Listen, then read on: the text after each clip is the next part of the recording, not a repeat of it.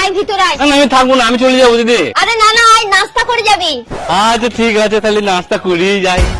এই রে ওরা চলে এইছে। আরে জামাই বাবু কেমন আছো? ভালো আছি, তুমি কেমন আছো? আচ্ছা এই শুধু যখন এখন কিন্তু তোমার বোনের বাড়িতে 10-12 দিন থেকে যাবা। আর জামাই বাবু আমাদের থাকার টাইম কোথায়, বাড়িতে অনেক কাজ হয় নাকি বোনের বাড়িতে এইছো, এটাও তো তোমারই বাড়ি নাকি? এই শুধু যখন 10-12 দিন থেকেই যাবা। শালা এত করে যখন বলছি কি যায়, খাবো দাবো আর এসি ঘরে ঘুমাবো, কাজ কামও করতে হবে না। ঠিক আছে জামাই বাবু, তুমি যখন বলছো এত করে থেকেই যাই।